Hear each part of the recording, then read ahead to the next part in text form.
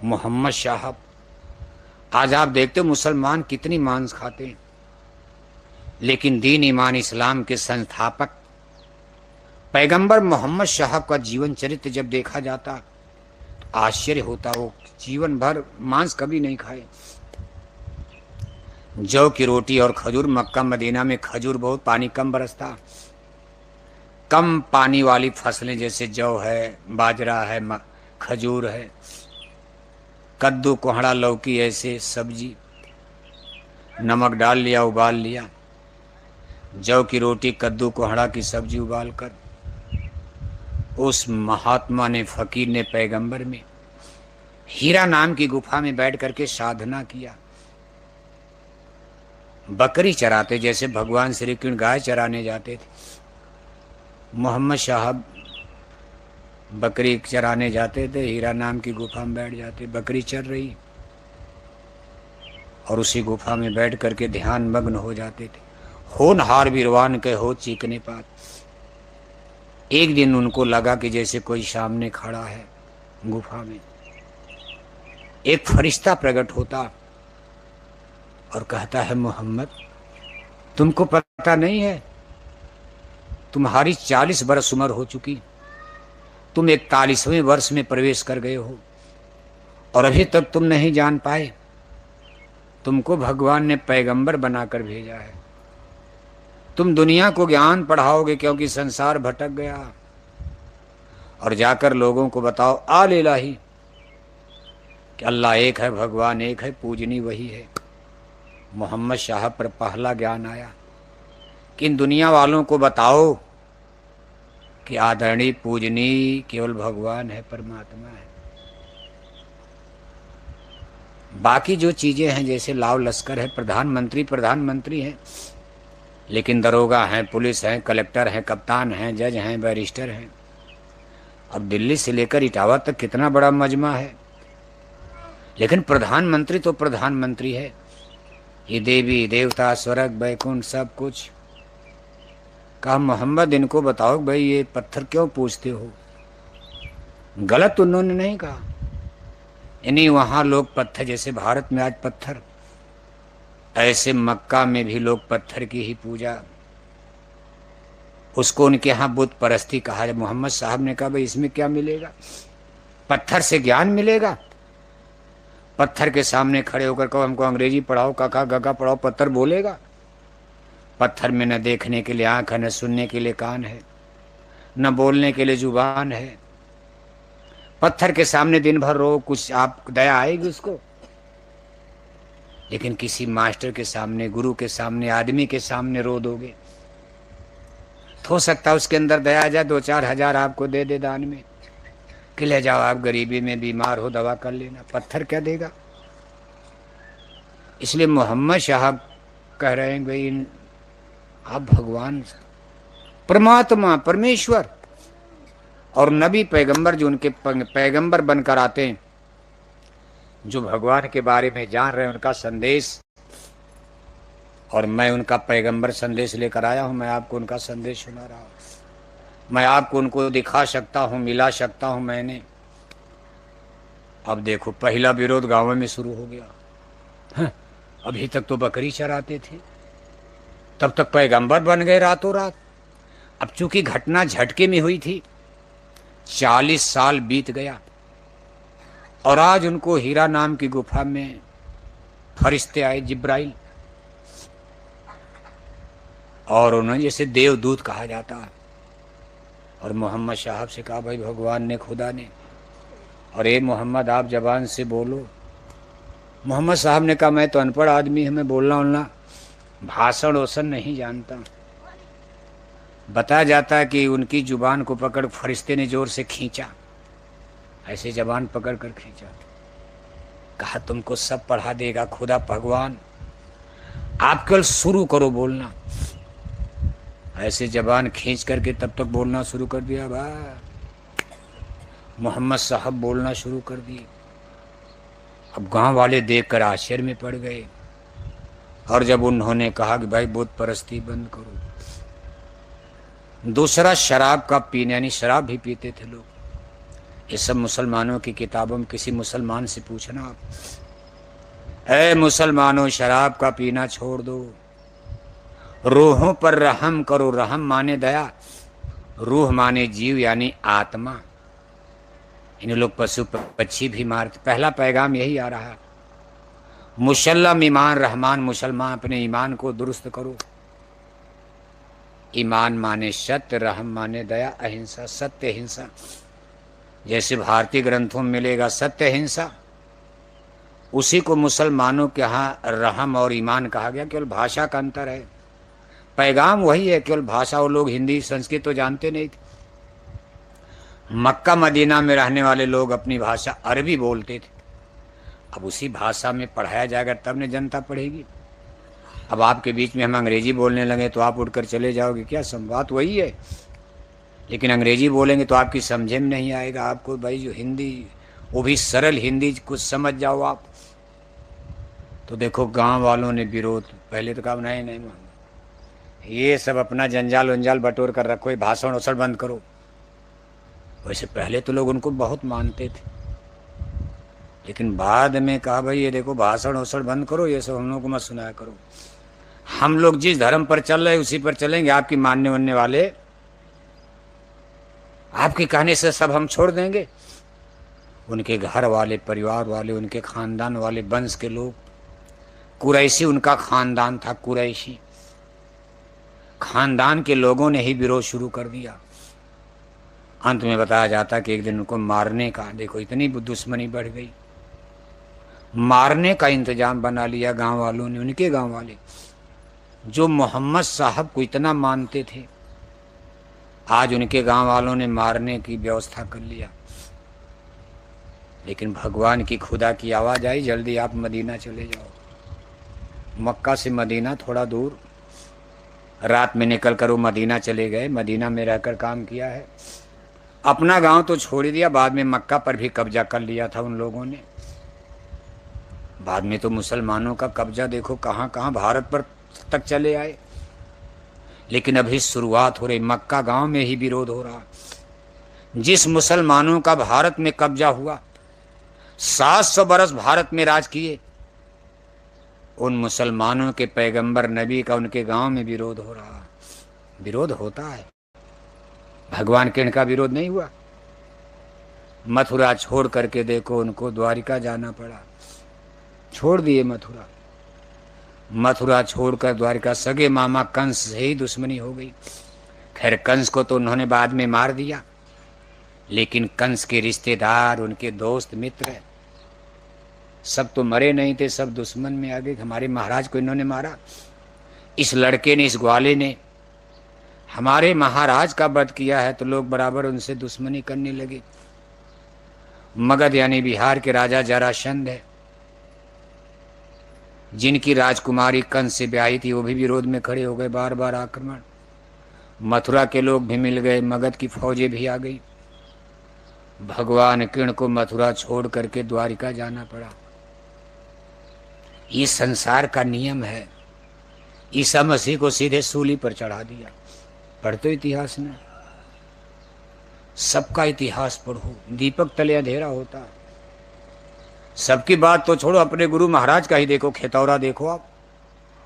आपका जिला इटावा है ने? कौन जिला है? इटावा है ने? इटावा जिले के खेतौरा गांव में, खेतौरा कोई बहुत दूर यहाँ से नहीं, भरथना शहर से थोड़ा ही आगे खेतौरा गांव है। सन 1896 में ब्रिटानिया हुकूमत, अंग्रेजों का राज चल रहा था।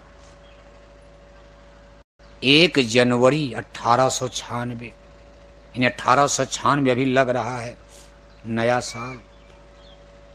जाड़े का समय है, गुरु महाराज का वहाँ अवतार जन्म।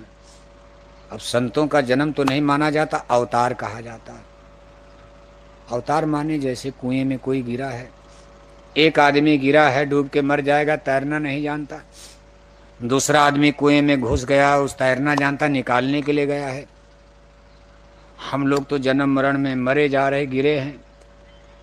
संत महात्मा तैरना जानते, निकालने आते, इसलिए उनके जन्म को अवतार कहा जाता है। वो ज्ञान में आते हैं। भय प्रगट कृपाला दीन दयाला कौशल्या हितकारी।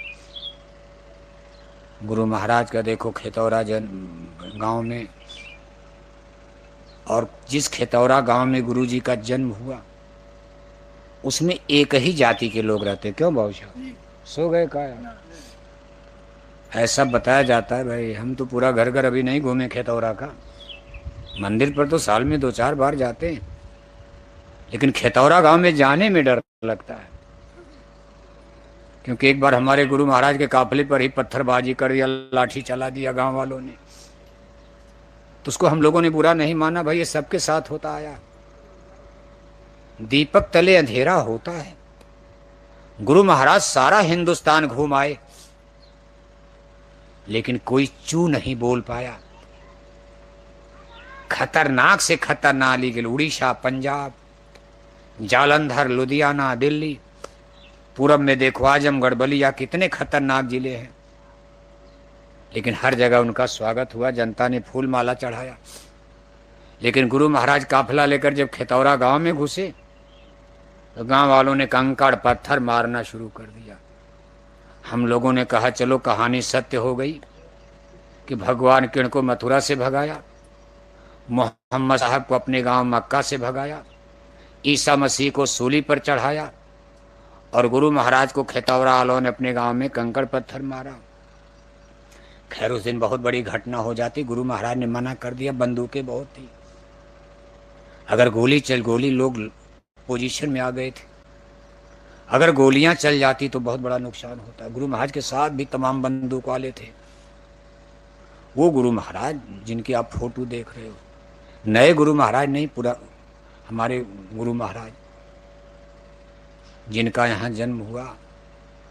लेकिन कुल मिलाकर के देखो आप इटावा, दीपक तले अंधेरा गांव में, समाज में लोग नहीं समझ पाते। संसार को प्रकाश मिल रहा, ज्ञान मिल रहा, और आज खेतौरा गांव में जाओ तो एक भी चेला सही नहीं मिलेगा। पूरे खेतौरा गांव में घूमोगे 2-4 भी बढ़िया नामदानी नहीं मिलेगी। और पूरे इटावा जिले में ही देख रहे हो ना, इतनी भीड़ तो हमारे आजमगढ़ में एक गांव में हो जाती है। एक गांव के कार्यक्रम में, छोटा मोटा कार्यक्रम, 1000-1000, 10-10 हजार, बस्ती, देवरिया, कुशीनगर, गोरखपुर, इलाहाबाद, रायबरेली, प्रतापगढ़, गुजरात चलो, दाहोद है, सूरत चलो, 10-10, 20-20 हजार की भीड़ होती है। और जहां ज्ञान का सूरज उदीयमान हुआ, आज इस इटावा जिले के लोगों का दुर्भाग्य देखो कि इनकी समझ में ये चीज नहीं आ रही गुरु जी क्या बता रहे हैं।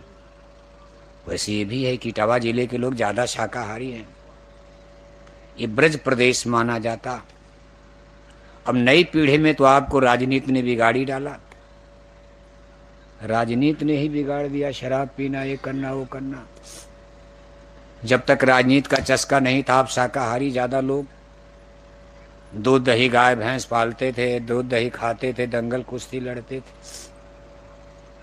लेकिन आज के समय में बाप देखो, गाय भैंस धीरे धीरे, अरे कहा भाई ये गाय क्यों पालते हो? कहा, इन्होंने कहा भाई गाय हटाओ, कहा दूध नहीं चाहिए हमको। इन्होंने कहा हमको शाम को 2 बोतल शराब चाहिए। क्या चाहिए? आज के 30-40 साल पहले इनको 2 लीटर शाम को दूध चाहिए। बाद में इन्होंने कहा भाई हमको दूध से मतलब, अब हमको शाम को 2 बोतल क्या चाहिए। तब इन्होंने कहा हम क्यों झंझट में पड़े, हमको तो केवल 1 कप चाय या काफी चाहिए। बाजार से रेडीमेड दूध मंगा लिया जाएगा पाउडर वाला, हम उसी से काफी बनाकर पी लेंगे। हटाओ गाय माता को, ये गोबर लगता है हाथ में, बदबू आती, हटाओ, कौन गोबर ओबर उठाएगा। आपके इटावा जिले में भी देखो, अहिरानी में धीरे धीरे गाय भैंस को, अभी तो हम देख रहे हैं कहीं कहीं हैं, लेकिन कमी यहां भी आ रही है। धीरे धीरे गाय भैंस किनारे किया जा रहा। लेकिन मान लो कोई ऐसा समय आ गया, अभी देख रहे हो आप, लड़ाई चल रही है, गैस कोई अनंत है। अभी गैस सिलेंडर का आना बंद हो जाए तो फिर क्या करोगे, कैसे खाना खाओगे आप। अब गोबर के चक्कर में, कि हाथ में गोबर लगता है, कंडी बनाना छोड़ दिया। और अभी युद्ध खड़ा हो जाए और गैस आना भारत में 2 महीने 1 महीने बंद हो जाए, तब रोटी कैसे बनाओगे। आपके चूल्हे में गैस है नहीं, सिलेंडर लेकर क्या करोगे, सिलेंडर में गैसे नहीं है। डीजल पेट्रोल आना बंद हो गया, यहां से लेकर इटावा भरथना तक गाड़ियों की लाइन लग जाएगी। आधी रात को जंगल में फंस गए, गाड़ी में पेट्रोल खत्म, डीजल खत्म, सोचो चलो यहीं गाड़ी खड़ी करके होटल में खा लिया जाए। जब होटल में गए तो होटल में रोटी नहीं, क्योंकि होटल में गैस ही नहीं है। वहां रोटी कहाँ मिलेगी जब गैस नहीं है। होटल में कंडी लकड़ी पर तो वहां भी तो गैस से बन रहा है। इतना बुरा दिन आगे आ सकता भी तो नहीं, अभी उसका संकेत कुदरत दे रही है। रेडीमेड दुनिया बनाने का खतरा यही होता। हम सब लोग रेडीमेड मशीनों से काम करना चाहते हो, सब काम मशीन मशीन मशीन। सब लोग गांव देहात छोड़कर शहर में भाग रहे हो। हमारे गुरु महाराज कहते थे, बच्चा शहरों का भविष्य अच्छा, उस समय कहा था। सन 70 के दशक में कहा करते थे कि शहरों के भविष्य बहुत अच्छे नहीं। बंबई में कहा, दिल्ली में कहा। गांव का भविष्य तो अच्छा है, लेकिन शहरों के भविष्य अच्छे नहीं है। क्यों? शहर कई तरह से संकट में आ सकते हैं। जैसे मान लो, पहला संकट बीमारियों का। जैसे शहरों में आबादी बढ़ रही है, जहां आदमी ज्यादा होंगे वहां प्रदूषण, गंदगी फैलती। गंदगी सबसे ज्यादा आदमी ही फैलाता है। गाय है, बैल है, जानवर है, टट्टी करेगा। गाय टट्टी करती, गाय का गोबर आप घर लिपाई करते हो, बदबू करेगी। देवी देवताओं के स्थान पर लिपाई की जाती, अब आदमी की टट्टी से घर लिपोगे आप। आदमी की टट्टी तो कूड़ेदान में डाली जाती, बदबू करती। इसलिए जहां ज्यादा आदमी होंगे, आदमी टट्टी करेगा, पेशाब करेगा, थूकेगा, बलगम निकालेगा। कोई टीबी का मरीज, कोई कैंसर का मरीज, कोई बवासीर भूखंदर का मरीज। अब ज्यादा आबादी बढ़ रही, उतने में टट्टी पेशाब। तो शहरों में जलवायु प्रदूषण, जल माने पानी गंदा हो जाएगा, हवा गंदी हो जाएगी। और मान लो कभी कोरोना जैसी बड़ी बीमारी की लहर चल पड़ी, तो शहर उसकी चपेट में पहले आ जाएंगे। गांव देहात तो बच जाएगा, लेकिन सबसे पहले बीमारियों का प्रकोप शहरों को पकड़ेगा। जैसे कोरोना में आपने देखा, बंबई दिल्ली चपेट में आ गए। आगे भी बीमारियां आ रही हैं। अभी कोरोना गया नहीं है। थोड़ा सा जैसे लड़ाई में अमेरिका ने कहा, भाई सीज फायर, रुक जाओ, थोड़ा तैयारी कर ले, तब ईरान को पीटेगा, तब पीटेगा। ईरान को छोड़ने वाला उनको घुटने टिका देगा। अमेरिका कहता, हम परमाणु बम नहीं बनने देंगे किसी को। दुनिया के लिए बहुत बड़ा खतरा हो रहा, विशेषकर मुसलमानी देशों को, क्योंकि ज्यादा आतंकी सबू मुसलमानी देशों में होते। अगर ज्यादा मुसलमान देशों ने परमाणु बम बना लिया, तो ये परमाणु बम आतंकियों के हाथ में लग सकता है। और अगर आतंकियों के हाथ में परमाणु बम लग गया तो दुनिया खतरे में, भारत भी खतरे में होगा। सबसे ज्यादा खतरा तो भारत को ही आतंकियों के, आतंकवादी समूह ज्यादा पाकिस्तान में, सीरिया में, यमन में, तमाम मुसलमानी देशों में। इसलिए अमेरिका देखो, डीजल पेट्रोल गैस तो बहाना है, लेकिन लड़ाई कहां से कहां जा रही। वैसे अमेरिका के पास तो खूब परमाणु बम। कहा भाई देखो, हम चलाएंगे नहीं कि अब किसी को बनाने नहीं देंगे, अमेरिका एक जिम्मेदार देश है। कहा हम इतनी जल्दी किसी पर अब चलाएंगे नहीं। एक बार चलाया था जापान पर, 3 लाख लोग मर गए थे जापान में। दूसरा विश्व युद्ध खत्म हो गया। और उस विश्व युद्ध के बाद एक महान वैज्ञानिक थे, आइंस्टीन साहब, जो परमाणु बम के जनक माने जाते। उन्हीं के फैक्टर फार्मूले पर परमाणु बम बना। उन्होंने एक फैक्टर सूत्र दिया था, E = mc², एनर्जी ऊर्जा, mc², इसी पर परमाणु बम। और दुनिया को पता नहीं था, अमेरिका में तब तक बन गया और ले जाकर के जापान पर गिरा दिया। द्वितीय विश्व युद्ध अमेरिका ब्रिटेन जीत गए। अगर ये परमाणु बम न बना होता तो विश्व युद्ध न जाने कब तक चलता, जापान ही जीत रहा था। और जापान के सहयोग से नेताजी सुभाष चंद्र बोस की फौज आसाम की तरफ भारत में जीतते हुए दिल्ली की तरफ बढ़ रही थी। जापान उनका साथ दे रहा था, अमेरिका ने गिरा दिया। जापान की कमर टूट गई तो नेताजी सुभाष चंद्र बोस का सहयोग बंद हो गया। उनकी भी मिलिट्री तितर बितर, कुछ पकड़कर दिल्ली लाल किले में गिरफ्तार हो गए, कुछ मार दिए गए। नेताजी सुभाष चंद्र बोस जहाज पर बैठकर कहाँ चले गए, आज तक कोई पुख्ता प्रमाण जानकारी नहीं मिल पाती है। वैसे इतना दिन तो जिंदा रहेंगे नहीं, सन 1945 की घटना। लेकिन कुल मिलाकर के परमाणु बम एक ही बार प्रयोग जबकि शुरुआत थी, और सबसे पहले अमेरिका में ही बना। और इसके जनक मिस्टर आइंस्टीन साहब माने जाते हैं। जब 3 लाख लोग 2 परमाणु बम में मर गए, जबकि छोटा परमाणु बम बना था, इतना बड़ा नरसंहार, 2 शहर खत्म हो गया उसका 2 घंटे में। एक 6 अगस्त को गिराया, एक 9 अगस्त को, 3 दिन के अंदर 2 दिन। लोगों ने कहा कि आप लोगों ने ऐसा हथियार बना दिया। दूसरा विश्व युद्ध तो परमाणु बम ने खत्म कर दिया 1 घंटे में। लेकिन अब तीसरा विश्व युद्ध होगा तो क्या होगा, अब तो परमाणु बम सब देश बनाने लगेंगे। तो आइंस्टीन साहब गंभीर हो गए। थोड़ी देर के बाद उन्होंने कहा, भाई देखो, तीसरे विश्व युद्ध का तो हमको पता नहीं, उस पर तो हम अभी कुछ नहीं कहेंगे, हम चौथे विश्व युद्ध के बारे में बता रहे हैं। लोगों ने कहा, पहले चौथा, पहले तीसरा होगा। कहा चौथा समझ लो, तीसरा पता चल जाएगा। कहा जब दुनिया में चौथा विश्व युद्ध लड़ा जाएगा तो उस विश्व युद्ध में लोग लकड़ी से, डंडे से, पत्थर से लड़ाई लड़ेंगे। लोगों ने कहा आप मजाक कर रहे हैं। कहा मजाक नहीं, सही कह रहा हूं। जब तीसरा विश्व युद्ध होगा दुनिया का सारा विज्ञान भस्म हो जाएगा, बिजली खत्म हो जाएगी, ऊर्जा खत्म हो जाएगी, डीजल पेट्रोल के कुएं में आग लगा दी जाएगी, गैस के भंडार जला दिए जाएंगे, अणुबम परमाणु बम की लड़ाई में बड़े बड़े शहर भस्म कर दिए जाएंगे, बड़े बड़े थर्मल पावर नष्ट हो जाएंगे, फैक्ट्री कारखाने खत्म हो जाएंगे। आदमी बिल्कुल पाषाण युग में। आज देखो अमेरिका ईरान को डरवा रहा कि हम आपको पाषाण युग में भेज देंगे, ऐसा परमाणु बम गिरा देंगे कि आपके पास कुछ नहीं बचेगा। कहने का मतलब यह है, परमाणु बम ने हमको आपको बहुत खतरनाक स्थिति में डाल दिया। अगर मान लो ये बड़े बड़े शहरों के लिए कितना खतरा है परमाणु बम, अरबों रुपए परमाणु बम बनाने में खर्च होता। अगर कोई दुश्मन किसी दुश्मन देश पर परमाणु बम गिराएगा तो गन्ने और गेहूं के खेत में गिराने से क्या लाभ होगा।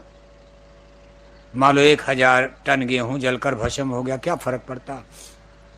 लेकिन बड़े बड़े शहर पर गिराया जाएगा जहां उनके कारखाने भस्म हो जाएं, रेलवे स्टेशन नष्ट हो जाएं, बिजली के थर्मल पावर नष्ट हो जाएं, बड़ी बड़ी कोठी हवेली नष्ट हो जाए। यानी अरबों रुपए का महंगा परमाणु बम दुश्मन ऐसी जगह गिराना चाहेंगे जहां दुश्मन का कम से कम 100 खरब का नुकसान हो जाए। 1 अरब का परमाणु बम तो 100 खरब का नुकसान हो। इसलिए बड़े बड़े शहर इसकी चपेट में आएंगे परमाणु बम की। गांव देहात पर परमाणु बम क्यों गिरेगा, छोटे मोटे बम। तीसरा शहरों के लिए खतरा भूकंप का है। मान लो हम लोग यहाँ सत्संग में बैठे हैं, अभी भूकंप आ जाए, क्योंकि भूकंप का कोई समय निश्चित नहीं कब आ जाएगा, रात में दिन में कभी भी आ सकता। मान लो अभी भूकंप आ गया, ये सब पाइप वाइप टेंट वेंट गिर जाएगा, हम लोग मरेंगे नहीं। अब बहुत होगा, खंभा वंभा गिरेगा, सर और थोड़ा फूट जाएगा, या हम लोग पकड़ उकड़ करके खड़े हो जाएंगे गिरते पड़ते। लेकिन उन शहरों का क्या होगा जहां 100-100 मंजिला कोठियां बना दिया। और भूकंप 1 मिनट का खेल है, आधा मिनट में ही काम तमाम, कोठी हिल गई, धराशायी। इसलिए भूकंप की जद में बड़े बड़े शहर, गांव में भूकंप आएगा, आदमी गन्ना के खेत में अपने दरवाजे भाग जाएगा, कोठी गिरेगी, गांव घर के बाहर है, तब तक गेहूं के खेत में चला जाएगा, बगीचे में चला जाएगा, सब्जी के खेत में चला जाएगा पीछे से कूद कर, या छत पर सो रहा, छत से कूद के पीछे खेत में गिर जाएगा। लेकिन ये शहर के लोग भाग कर कहाँ जाएंगे? एक से दूसरे से कोठी सटी हुई है, सारी कोसियां आपस में टकरा करके जमी दोज हो रही। इसलिए गुरु महाराज कहा करते थे शहरों का भविष्य अच्छा नहीं है, बड़े बड़े शहर मत बनाओ। लेकिन अब महात्मा गांधी जी भी कहते थे कि देखो भाई, बड़े बड़े शहर मत बसाना, गांव को रहने देना। सब शहर बना दोगे, कोठी हवेली बना दोगे तो रोटी कहाँ? एक तो ये भी खतरा होगा। सब जमीनों पर सड़क बनवा दोगे, सब जमीनों पर फैक्ट्री कारखाना लगा दोगे, सब जमीनों पर इटावा में आप जा करके शहर बना दोगे, घर मकान, तो गेहूं और चावल कहाँ पैदा होगा?